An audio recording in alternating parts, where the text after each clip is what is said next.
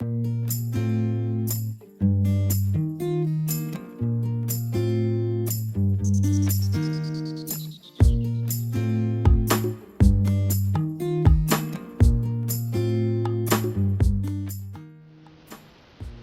अनुति है मेरी डॉटर, और ये एक सीलियाक पेशेंट है, या इसको कहें कि ग्लूटेन इंटॉलरेंस है। ये वीट नहीं खा सकती हैं और वीट से बने हुए बाय प्रोडक्ट्स भी नहीं खा सकती है। हमें पता इसके बारे में तब चला जब ये 3 साल की थी, छोटी सी थी और 3 साल की थी। मैंने काफ़ी डॉक्टर को दिखाया, अच्छे से डॉक्टर को दिखाया, सब मेरे को एक ही बात बोलते थे, एक्टिव तो है, एक्टिव तो है, फिर आपको क्या प्रॉब्लम है, सब ये कह देते थे। लेकिन जब अब पता चला कि इसको ये प्रॉब्लम है तो फिर पापा आप खाइए, हमारा मत देखिए। जो मैं खा सकती मैं वो खाऊंगी, बाकी आप लोग जो खा सकते हो आप करिए। सबने बताया, तुम्हारी क्लास टीचर एग्जाम्पल दे रही थी। मैंने कहा वो कुछ उनको कुछ हो गया, जब देखो एग्जाम्पल देती रहती। आज तो हम सब इनको करके दे रहे हैं, आगे पता नहीं कैसा है इनका, किस तरह का घर परिवार मिलता है, नहीं आगे। जनरली हम लोग ये कहते हैं कि growth is the barometer of health, यानी वो अगर किसी बच्चे का विकास अच्छा हो रहा है तो इसका मतलब है कि बच्चे में कोई ऐसी बीमारी नहीं है। दुर्भाग्य ये है कि हमारे देश में ज़्यादातर बच्चों के ग्रोथ को नापा नहीं जाता है, लोग डॉक्टर्स के पास नहीं जाते हैं, डॉक्टर उन्हें देखते नहीं हैं, जिसकी वजह से बहुत सारी ऐसी समस्याएं जो कि हम बहुत जल्दी पकड़ सकते हैं, बहुत देर से पता चल पाती है। ग्रोथ में अंडर न्यूट्रिशन, ओवर न्यूट्रिशन दोनों चीज़ें आती हैं। अंडर न्यूट्रिशन प्लस कुछ हार्मोनल प्रॉब्लम्स जैसे हाइपोथायराइडिज्म होता है, सीलियाक डिजीज़ेस होती है और ग्रोथ हार्मोन डेफिशिएंसी होती है, ये treatable cause of growth failure होते हैं। बच्चों की विकास और ग्रोथ की समस्या एक बहुत महत्वपूर्ण मुद्दा है, क्योंकि वो ना सिर्फ उनके शारीरिक विकास के बारे में हमें बताता है बल्कि उनके स्वास्थ्य के बारे में भी बताता है। भारतवर्ष में लोगों को इतनी समझ है, वो जब ग्रोथ नहीं होती है तो वो ये समझ लेते हैं कि शायद पेट की प्रॉब्लम है और ये एब्जॉर्ब नहीं करती। इतनी समझ मैं कहूँगा कि हमारे यहाँ जनता को है, पर इस बात को मानने को तैयार नहीं होते कि हमारे बच्चे को वही चीज़ हो गई है। ये चीज़ वो रिलेट करती है और हमारे पास भी कई बार आते हैं कि साहब ये देखिए ये बढ़ नहीं रहा है, तो कहीं ऐसा तो नहीं है कि ये जो खाना खा रहा है इसको लग नहीं रहा है, तो उनकी समझ है ये। तो कई बार वो सीधे पेट के डॉक्टर पास लेते हैं कि भाई बताइए ये बढ़ क्यों नहीं रहा है। ग्रोथ की समस्याओं में मुख्य समस्याएं जो हमारे सामने आती हैं उसमें कई सारी बीमारियां होती हैं जो शरीर के विभिन्न अंगों को इफेक्ट करती हैं, चाहे वो किडनी से रिलेटेड हो, लिवर से रिलेटेड हो, हार्ट से हो, या सीलियाक डिजीज़ जो कि एक बहुत बड़ी समस्या की तरह उभर रही है, जो गेहूं के प्रति एलर्जी की वजह से खाने के पचाने की क्षमता समाप्त हो जाती है। अनुमानों के अनुसार लगभग 10% बच्चे, 100 में 10 बच्चे जो हमारे पास आते हैं ग्रोथ की समस्याओं के साथ, वो सीलियाक डिजीज़ से ग्रसित हैं। और वही तो उम्र होती है खाने पीने की, मतलब उस उम्र में इसका सब कुछ छूट गया। इस बात का कहीं ना कहीं मुझे अभी भी लगता है कि ये मतलब गलत हुआ। जब तक बच्चा खाएगा पिएगा तो उसका शरीर डेवलप कैसे होगा सर? जब हमने अपना पढ़ाई शुरू करी थी एज अ गैस्ट्रोएंटरोलॉजिस्ट, तो हम ये मानते थे कि सीलियाक डिजीज बहुत कम है, जैसे भारतवर्ष में होती नहीं है, और ये हम लोग मानते थे कि ये भाई बाहर के देशों की, यूरोपियन देशों की बीमारी है और बहुत कम मरीज है हमारे पास। पर धीरे धीरे हमारे इस सामने हमें समझ में आया कि यहाँ मरीजों की कमी नहीं है, ये बीमारी यहाँ भी होती है, और खासकर नॉर्थ इंडिया में। आप जानते हैं जहाँ नॉर्थ इंडिया में गेहूं का बहुत प्रयोग होता है, पंजाब में, हरियाणा, उस एरिया में, और अब तो हमारे हर जगह गेहूं प्रयोग हो रहा है, धीरे धीरे साउथ में भी हो रहा है प्रयोग। Celiac disease is wheat allergy. Wheat में एक चीज़ होती है ग्लाइडिन, उससे इंटेस्टीन्स में सीवियर एलर्जिक रिएक्शन हो जाता है और पूरी इंटेस्टीन की जो विलाय है, जो एब्जॉर्प्टिव सरफेस है, वो फ्लैट हो जाती है, तो कुछ भी चीज़ एब्जॉर्ब नहीं होती है, तो मैल एब्जॉर्प्शन के सिम्टम्स होते हैं उसमें। ये समझिए कि आंत जो है हमारे लिए बहुत महत्वपूर्ण है, क्योंकि सारे की सारी तत्व जो हम खाते हैं वो आंत से ही हमारे शरीर के अंदर सोख अब्जॉर्ब होती है। और आंत की सतह समझ लीजिए जैसे एक तौलिया होता है, तौलिए की सतह में छोटे छोटे रोए होते हैं, वैसे ही आंत की सतह में भी छोटे छोटे रोए हैं। और आप समझ सकते हैं कि अगर एक तौलिए के रोए खत्म हो जाते हैं तो वो सोख नहीं सकता, अब आप सोच लीजिए कि अगर किसी के हाथ में सोखने की ताकत नहीं है तो जितने भी पदार्थ, न्यूट्रिशन जो ज़रूरी है वो नहीं सोख पाता है, और उससे क्या होता है कि तरह तरह के बच्चे में विकार आ जाते हैं। जैसे अगर आप देखें, कई बच्चे की ग्रोथ नहीं होती बच्चों की, क्योंकि ग्रोथ एब्जॉर्प्शन प्रोटीन तत्वों से होती है, तो ग्रोथ नहीं होती, बच्चा छोटा रह जाता है, एनीमिया हो जाता है उसकी बोन्स जिनमें कैल्शियम की ज़रूरत है वो नहीं रहती, तो कैल्शियम एब्जॉर्ब नहीं हो रहा, कैल्शियम नहीं आ रहा शरीर में। इस तरह से कई विकार होते हैं। तो ये समझ लीजिए कि मूल समस्या आंत के अंदर है। बहुत सारे लोग समझते हैं कि अगर उल्टियाँ नहीं हो रही हैं या लूज मोशंस नहीं हो रहे तो वो सीलिएक डिजीज़ नहीं हो सकता है। ये बिल्कुल गलत भ्रांति है। ये भ्रांति डॉक्टरों के बीच में भी है, इसलिए वो इस बीमारी के बारे में नहीं पता लगा पाते हैं और कई बार इसके बड़े दुर्भाग्यपूर्ण परिणाम होते हैं। उदाहरणतः मैं बताना चाहूँगा कि आज से कुछ 3-4 साल पहले एक बच्चा मेरे पास आया था जिसकी करीब 16 साल की उम्र में हाइट सिर्फ 10 साल के बराबर थी।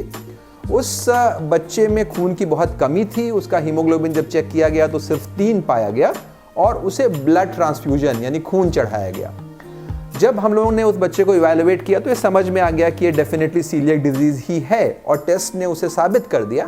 पर 2 समस्याएं जो सामने थी, एक जो मैं कहूँगा कि रिलेटिवली छोटी समस्या थी कि उसकी उम्र निकल चुकी थी कि वो हाइट नहीं बढ़ सकती थी उस उम्र में, पर दूसरी सबसे बड़ी समस्या थी कि क्योंकि उसे ब्लड ट्रांसफ्यूजन दिया गया था, इसकी वजह से उसे HIV एड्स हो गया था। तो एक ऐसी समस्या जो 6 साल पहले अगर सही ढंग से टेस्ट के द्वारा पता लगा ली जाती तो आज वो HIV एड्स एक लाइफ थ्रेटनिंग बीमारी का रूप ना लेती। तो इस बीमारी की डायग्नोसिस, निदान कैसे होता है? तो एक तो देखिए, ब्लड टेस्ट आजकल बहुत आसान आ गए। तो बच्चे को जैसे ही कोई लगता है कि इसमें हो सकती है बीमारी तो हम लोग ब्लड टेस्ट करते हैं। ब्लड टेस्ट में एक बहुत इंपॉर्टेंट नाम है TTG, हमारे कई मरीजों को मालूम हो गया ये। वो टेस्ट करते हैं जिससे ये होने लगता है कि हाँ भाई, इस बच्चे में क्योंकि इसको ये तकलीफ है और TTG है पॉजिटिव, तो इसको बीमारी, अब बहुत चांसेस हैं कि इसको सीलिएक डिजीज है। जब ये हो जाता है तो हम लोग डायग्नोसिस को, बीमारी को कंफर्म करते हैं और कंफर्म करने के लिए देखिए जो टेस्ट है उससे हम उसकी आंत की बायोप्सी लेते हैं। बायोप्सी यानी छोटा टुकड़ा। अच्छा, बायोप्सी से कई बार लोग बहुत डर जाते हैं, उनको बायोप्सी के बारे में बहुत सारी भ्रांतियाँ हैं, क्योंकि ज़्यादातर बायोप्सी कैंसर रिलेटेड है तो मरीज बहुत डर जाता है, सोचता है बायोप्सी हो रही है इसका मतलब मेरे बच्चे को कोई कैंसर नाम की बीमारी है। ऐसा कुछ भी नहीं है, ये भूल जाइए। बायोप्सी माने सिर्फ छोटा सा टुकड़ा हाथ से निकालना, और मैं ये कह सकता हूँ ये बिल्कुल सेफ, बहुत सुरक्षित है। पूरा सब चेकअप हुआ, चेकअप के बाद में पूरा सब एंडोस्कोपी, बायोप्सी और बॉडी स्कैन सब कुछ कराया। उसके बाद में रिजल्ट ये निकल गया है कि इनको जो है गेहूँ से एलर्जी निकली हुई है और ये गेहूँ का कोई भी आइटम नहीं खा सकते हैं। यहाँ तक कि बोर्नवीटा तक इनको मना कर दिया सर। तो सीलिएक डिजीज़ एक तरह की बीमारी है जिसमें बॉडी के वो पार्ट्स जो कि हमें बचाने का काम करते हैं, वो सेल्स जो शरीर को बचाने का काम करते हैं, एक तरह से मिसफायर कर जाते हैं। और चूंकि ग्लूटेन जो एक पदार्थ गेहूं, जौ, ज्वार इन चीज़ों में होता है, उनके प्रति एंटीबॉडीज़ बन करके हमारी आंतें डैमेज हो जाती हैं, खाना पच नहीं पाता। खाना नहीं पचेगा तो शरीर में कैल्शियम, आयरन, सोडियम, सब तरह के विटामिन, मिनरल्स पहुंच नहीं पाते और शुरू से लेकर के लाइफ के हर स्टेज पर उसका प्रभाव पड़ता है। काफ़ी टेस्ट इसके हुए, बहुत टेस्ट हुए, मतलब ये लड़की परेशान हो चुकी थी। इसकी नसें तक सिकुड़ गई थी कि ब्लड आना बंद हो गया था, मतलब उसमें से ब्लड नहीं निकलता था। तो जब उन्होंने लास्ट में मुझे एंडोस्कोपी लिखी तो मैंने मना कर दिया। मैं कहा डॉक्टर साहब अब मैं नहीं कराऊंगी, क्योंकि मेरी लड़की भी थक चुकी है, मैं भी थक चुकी हूँ। लेकिन फिर अनुराग वाजपेयी और डॉक्टर ऋषि शुक्ला ने मुझे समझाया कि जब आपके सामने अब प्रॉब्लम आ रही है तो आप पीछे हट रही हैं। फिर जब मैंने एंडोस्कोपी कराई तो फिर क्लियर हो गया कि इसको बीट एलर्जी है। अगर हम बात करें तो इसके लक्षण बहुत ही वेरिड हैं। बच्चों में खून की कमी होना, हड्डियों का कमज़ोर हो जाना, रिकेट्स की प्रॉब्लम होना, बार बार फ्रैक्चर हो जाना, हाइट वेट का ना बढ़ना, शारीरिक विकास का रुक जाना, पीरियड्स ना आ जाना, आगे चल कर के महिलाओं में पीरियड्स की रेगुलरिटी होना, प्रेगनेंसी होने में प्रॉब्लम होना, प्रेगनेंसी में बार बार एबॉर्शन होना, पेट की समस्याएं, साइकोलॉजिकल प्रॉब्लम्स। तो एक पूरा स्पेक्ट्रम है सीलिएक डिजीज़ का और अब ये बहुत ज़्यादा डायग्नोज हो रहा है। It is very, very common. Celiac disease is a very common cause for growth failure. तो पहला सवाल ये है कि कब बच्चों में हम सोचें कि सीलिएक डिजीज़ हो सकती है।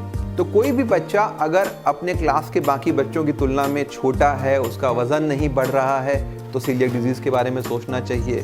बार बार लूज मोशंस होते हैं, दस्त होते हैं, पेट में दर्द, वॉमिटिंग होती है, तो सीलिएक डिजीज़ के बारे में सोचना चाहिए। सीलिएक डिजीज़ की लड़कियां, बच्चियां और महिलाएं अलग अलग तरीके के सिम्टम्स के साथ हमारे साथ प्रेजेंट कर सकती हैं। जैसे कि उन्हें पीरियड्स की समस्याएं होती हैं, कई बार बार गर्भपात हो जाता है, प्रेगनेंसी के दौरान बच्चे की ग्रोथ में समस्या होती है और इन लोगों को पता नहीं होता ये किस वजह से हो रहा है और डायग्नोसिस तभी होती है।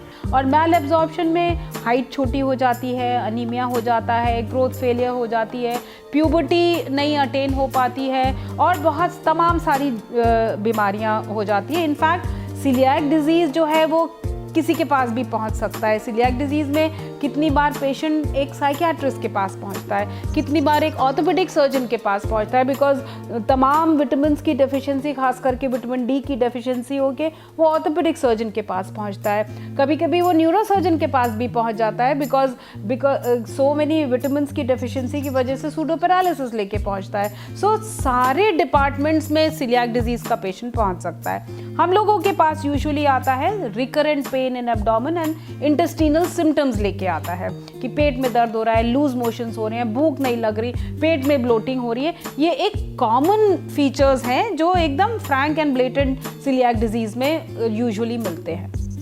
1 in 300 बच्चों को होती है। ये बच्चे जब बड़े होकर प्यूबर्टी में एंटर करते हैं, स्पेशली गर्ल्स, तो सीलियाक डिजीज़ में काफ़ी कॉमनली हम देखते हैं कि इनको प्यूबर्टी थोड़ी डिलेड होती है, इनका विकास समय अनुसार नहीं होता और बाकी बच्चों से ये पिछड़े रहते हैं। लड़कियों में ये समस्या काफ़ी माँ बाप को भी भावुक करती है, बच्चों में भी एक अजीब प्रकार का पीयर प्रेशर डालती है। तो सीलियाक को लेकर के बहुत सारे एक्सपीरियंसेस हम लोगों के सामने आते हैं कि किस तरह से फैमिली से लोगों को लड़ना पड़ता है कई बार अपने पेरेंट्स के साथ में कि डायग्नोसिस हमारी ये है, इसको कैसे हल किया जाए। और कई बार मैंने देखा है कि लोग एकदम गायब हो जाते हैं कई महीनों के लिए। जैसे कि एक बच्चा था जो कि काफ़ी समय के लिए गायब हो गया, पर जब उन्होंने देखा कि नहीं, विकास नहीं हो रहा है, तो मजबूर होकर के वापस आया। तो ये तो एक उदाहरण है कि बच्चे वापस आ गए और फिर उन्होंने टेस्ट कराया। इस तरह के बहुत सारे और लोग हैं जो कि प्रॉबेबली गायब होकर के इधर उधर चीज़ों में ज़्यादा एंगेज हो जाते हैं और एक सही दिशा नहीं पा पाते हैं उस तौर पे। पेरेंट्स समझते हैं कि ये जो है एक टबू डिजीज़ है, तो वो बायोप्सी नहीं कराना चाहते। बायोप्सी कराते हैं तो ये कहते हैं कि किसी को पता ना चले, बताइएगा नहीं। और अगर फिर बायोप्सी करा भी लेते हैं तो कम से कम 5 लड़कियां मेरे उसमें ऐसी हैं जिन्होंने बायोप्सी करा ली और फिर भी वो ट्रीटमेंट वीट फ्री डाइट नहीं ले रही। लड़की 8th क्लास में है, सबसे छोटी है, और फिर भी उसके पेरेंट्स मान नहीं रहे। तो शायद इन 20 सालों में माइंडसेट चेंज तो हुआ है, पर अफसोस ये है कि पढ़े लिखे लोगों का माइंडसेट अभी भी वहीं का वहीं है। तो मुख्य मुद्दा ये है कि हम लोग सही समय पर स्वास्थ्य को नहीं देखते। हम लोग स्वास्थ्य को डिजीज़ के तौर पे देखते हैं कि वो एक डिजीज़ बन जाए। हम उसे प्रिवेंट करने के लिए या प्रिवेंटिव स्टेज पर उसको ध्यान नहीं देते। और ग्रोथ मॉनिटरिंग एक बहुत सफल प्रिवेंटिव स्ट्रैटेजी हो सकती है किसी भी बच्चे के लिए और किसी भी समाज के लिए, क्योंकि बच्चों का स्वास्थ्य समाज के लिए बहुत ज़रूरी है। तो मेरे पास जो भी लड़कियां आती हैं सीलियाक डिजीज़ की, ये वो लड़कियां हैं जिनको पहले से सीलियाक डिजीज़ डायग्नोज हुई हैं, ये पहले से ही थोड़ी सी कुंठित हैं और इनकी प्यूबर्टी औरों के हिसाब से थोड़ी पीछे है। लेकिन यदि ये सही समय पे डायग्नोज हो जाती हैं, ये नॉर्मल लड़कियों की तरह चलती हैं। कई बार हम लड़कियों को देखते हैं जब उन्हें पता ही नहीं होता कि उन्हें सीलियाक डिजीज़ है और वो हमारे पास विकास संबंधी समस्याओं की वजह से आई हैं, तब ये डिज़ीज़ उनको काफ़ी तरीके से शॉक करती है। हिंदुस्तान में क्या है कि हम लोग ये मान के, कई सारे लोग ये, अगर बच्चा छोटा है तो ये मान के चलते हैं कि ये बच्चा छोटा ही है, हम इसके बारे में कुछ कर नहीं सकते। तो बच्चियाँ छोटी छोटी रहती हैं, वो छोटी ही रह जाती हैं, प्यूबर्टी अटेन नहीं होती, उनके पीरियड्स नहीं होते हैं, तब जाके वो गायनेकोलॉजिस्ट के पास जाती हैं। सो कई बार तो ऐसा होता है, पहले गायनेकोलॉजिस्ट के पास भी जाती थी तो गायनेकोलॉजिस्ट भी इस चीज़ को कभी दिमाग में नहीं रखते थे कि ये कारण इसका एक सीलियाक हो सकता है। लड़कों के ऊपर भी सीलिएक डिजीज़ का बहुत प्रभाव पड़ता है। कई बार हमने देखा कि बच्चों का शारीरिक विकास नहीं हो पाता, यानी फिजिकल डेवलपमेंट नहीं हो पाता है, और उन्हें डायग्नोस कर दिया जाता है कि हार्मोन्स की प्रॉब्लम है और आगे चल के कुछ नहीं हो सकता। कई बार बच्चे इस तरह के भी हमारे सामने आए हैं कि जो फिजिकल मैच्योरिटी 18 साल तक नहीं शुरू हुई और उन्हें मिसडायग्नोस कर दिया गया कि हार्मोन्स की कमी है, लॉन्ग टर्म इंजेक्शंस चलेंगे, लाइफ में कुछ पॉसिबिलिटीज़ रिप्रोडक्टिव या सेक्सुअल लेवल्स पे नहीं हो पाएंगी। पर जब हम लोगों ने डायग्नोस किया कि सीलिएक डिजीज़ है और जैसे ही हम लोगों ने खान पान में बदलाव किया, उनमें एक ड्रामेटिक फ़र्क आता है और हाइट वेट बढ़ने से सारे चेंजेस वापस से आने लगते हैं।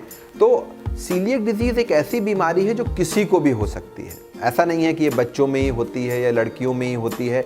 ये एक 70 वर्ष के पुरुष को भी हो सकती है जिनको फ्रैक्चर हो रहा है बोन की कमज़ोरी के साथ। ये एक 30-35 साल की महिला को भी हो सकती है जिनको पीरियड्स की प्रॉब्लम हो रही है।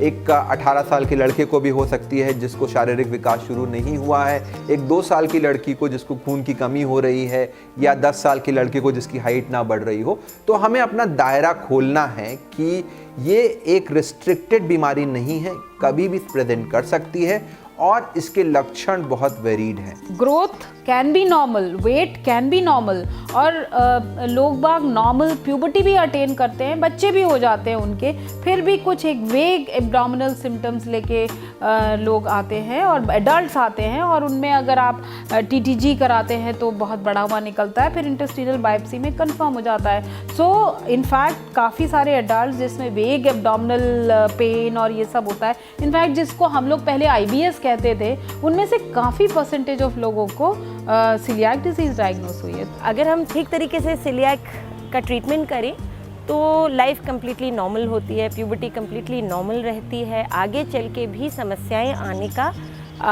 चांस काफ़ी कम हो जाता है।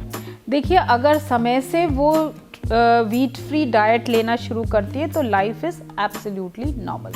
पर अगर समय से नहीं हम लोग वीट फ्री डाइट लेते हैं तो सब तमाम प्रॉब्लम्स तो आ ही सकती हैं। पर अगर जैसे 3 इयर्स 4 इयर्स में डायग्नोस हो गया और वो तमाम ज़िंदगी वीट फ्री डाइट लेती है, then the life is as normal as anyone else's. जो बच्चियाँ विकास ना होने की वजह से हमारे पास प्रेजेंट करती हैं, उसमें लगभग 5 से 8% लड़कियाँ ऐसी होती हैं जिनमें सीलिएक डिजीज़ हम लोग डायग्नोस करते हैं। ये लड़कियाँ काफ़ी पतली दुबली होती हैं, इनके ऊपर क्योंकि इनके स्तन का भी डेवलपमेंट नहीं हुआ होता है, काफ़ी प्रेशर रहता है, और डायग्नोसिस के बाद जब गेहूं को इनकी डाइट से हटाया जाता है तो विकास का दर एकदम नॉर्मल हो जाता है और ये लड़कियां बाकी और लड़कियों की तरह इनकी ग्रोथ और डेवलपमेंट होता है। काफ़ी चेंज आया है इसमें, इसकी हाइट बढ़ी है, वेट बढ़ा है। इसका वेट था 17 kg, तो अब इसका है 25। 2 साल में काफ़ी रिजल्ट अच्छा मिला है इसका मुझे। नहीं, फ़र्क तो इसको पड़ा है, फ़र्क पड़ा, काफ़ी फ़र्क पड़ा इसको। पहले इसकी कोई हाइट नहीं थी, कोई ग्रोथ नहीं था, मतलब बहुत अपनी उम्र के हिसाब से बहुत छोटी लगती थी, लेकिन जब से मुझे 3 साल हो रहे हैं इसको ट्रीटमेंट करते हो, काफ़ी इसने इम्प्रूवमेंट किया है। अवेयरनेस लेवल्स डॉक्टर्स में तो होनी ही है, पेशेंट्स में भी होनी है कि जब उन्हें बताया जाए कि आपको ये समस्या है तो उसको वो पॉजिटिव तरीके से सोचें, एक डिनायल फेज में ना चले जाएं कि कई महीनों तक भूल ही जाएं कि ये बीमारी है और उससे हमारा काम आगे नहीं बढ़ने वाला। देखिए, रिएक्शन बहुत ही एकदम डिनायल का होता है, और कभी भी वो एक बार हमारे पास आने के बाद ऐसा नहीं होता है कि दोबारा